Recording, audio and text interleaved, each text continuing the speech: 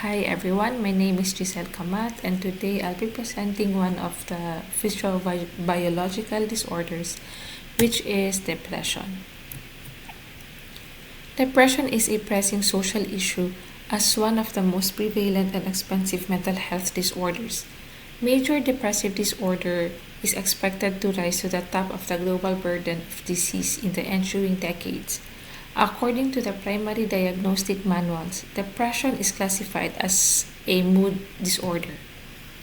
Predisposing factors are grief, despair, restriction, and hypoactivity are among the characteristics that define the group of diseases known as depressive disorders, which exhibit significant clinical variation.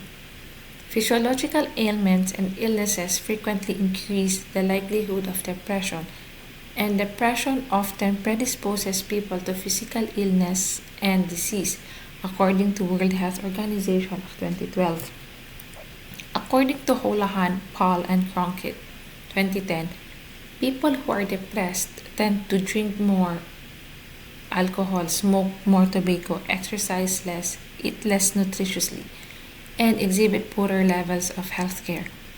A possible reason for the correlation between sadness and physical illness and disease might be found in each of these health practices. Anatomy and physiology of the brains. Numerous studies show that in healthy people, depression was not caused by an abrupt drop in serotonin, dopamine, or both synthesis.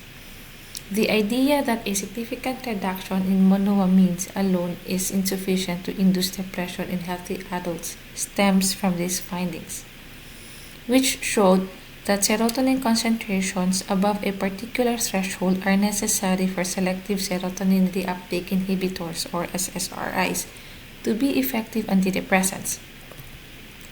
This happens due to the fact that a bidirectional network of signals coordinates the central nervous system's activation of the immunological and endocrine systems.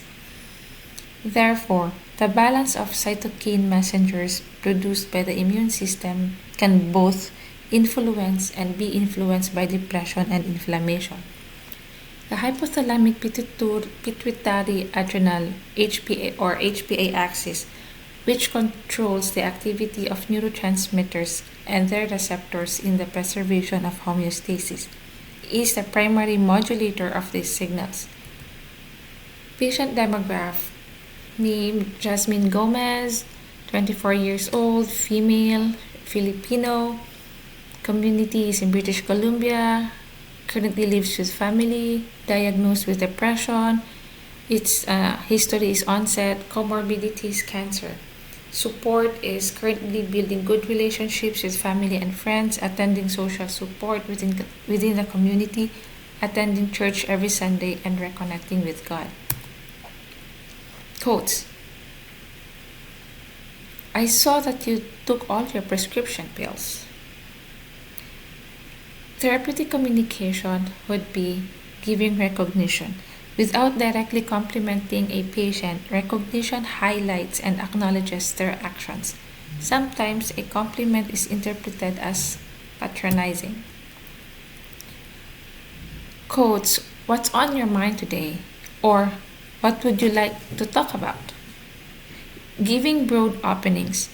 Therapeutic communication is frequently the most successful when patients control the conversation and choose what to discuss. Diagnosis would be hopelessness related to social isolation as evidenced by loss of interest in life. Treatment goal: the patient will express their thoughts and despondency verbally. Self-care deficit is related to a lack of motivation as evidenced by poor appearance, body odor, and disheveled clothes. The patient will wear clean clothes every day and take a bath at least every other day. Intervention: establish a connection based on trust. The patient will have a safe place to talk about their feelings and thoughts if they have a supportive and trusted relationship. Motivate and guide. A depressed patient has trouble focusing and thinks more slowly and hazily. They can require detailed instructions to finish even easy jobs. Evaluation. A patient's medical history and physical examinations are used to diagnose depression. However, a doctor may conduct laboratory testing to rule out other medical disorders that might be causing depression. Below are the samples of blood works that a doctor may need to check if the patient has a disorder that might be causing depression. Treatment outcome. The patient expresses their thoughts and despondency verbally. The patient wears clean clothes daily and bathes at least every other day. Considerations. Inform the patient about the symptoms and indicators of depression. To prevent the patient from feeling stigmatized by the diagnosis, emphasize that depression is a medical condition with viable therapies. To reduce negative contemplation, practice mindfulness and confront unpleasant thoughts. Describe how mood can be influenced by healthy lifestyle choices and actions. It's crucial to maintain regular exercise, a balanced diet, and good sleep. Hygiene, even when you're feeling down and unmotivated. Psychotropic medications.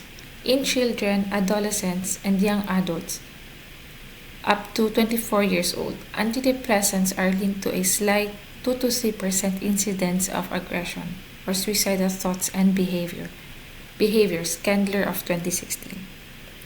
During the first few weeks of antidepressant medication, the patient who presents with depression and high risk of suicide should have their risk for suicide regularly evaluated and tracked. When choosing a drug, overdose safety should be taken into account. Psychotropic medication, citalopram or Celexa, 1 tab PO 10 mg once daily at bedtime. Citalopram is an SSRI, also known as selective serotonin. It is known for maintaining the therapeutic dose is the most effective way to prevent depression.